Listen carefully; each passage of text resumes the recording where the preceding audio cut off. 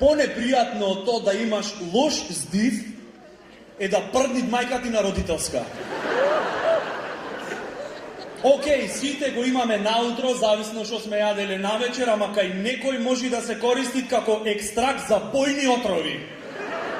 На некој толку му копат здивот, што треба да се направи добротворен концерт и со собраните пари да му се купи тик-так паста за заби и ментол спреј за 10 колена унапред. До толку му корни здивот, што е способен да убие мува лајнарка на 3 метри. Со ждригање. На некој толку му корни здивот, што промаја во јавно ВЦ може да користи како освежувач за простор. И стално таквите име нешто тајно да ти кажат.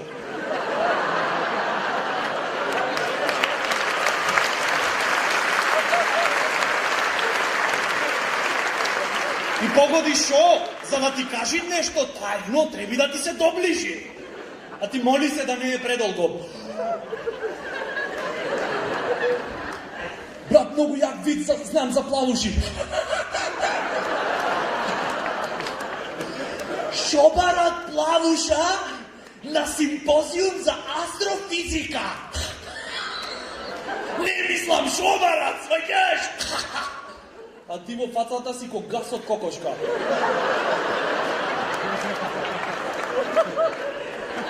Да имаш таков во големо друштво, одма ќе приметиш кој не е излезен.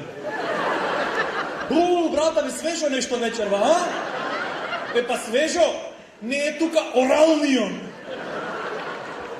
Толку му копат здивот, што место шал ти идат гаки да му облечиш. Не дај Боже да е пијан. Да го застани полиција и да му направат алкотест. Кој ќе дувни во апаратче, но место пијан посран ќе покаже.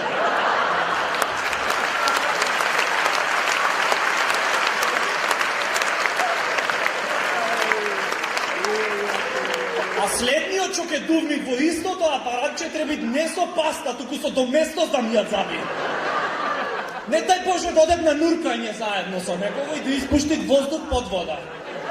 По радиус од 20 метри ќе настани екокатастрофа. Комплет флора и фауна ќе изумри. Никогаш немој да оиш на роден ден кај некој што му копат здивот. Цело време ќе се плашиш да пукнит некој балон и да се заебит атмосферава. И никој не сака торта, за да не дуват на свекиве. Дури да сакаш, не можеш да емпатираш со таков тип. Добро бе, кажи, шо ти е? Тешко ми е. Одма ти идат место ментол бомбона памперс да му ставиш в уста. Кај него и ментол бомбона би избегала од уста. Зато, ако често другариве не ти се уведзаш имат многу работа, ти дават предност во редица во супермаркет, и ако од кој излезиш од супермаркетов го затворет заради реновирање, сватете го лично и ми те заби почесто.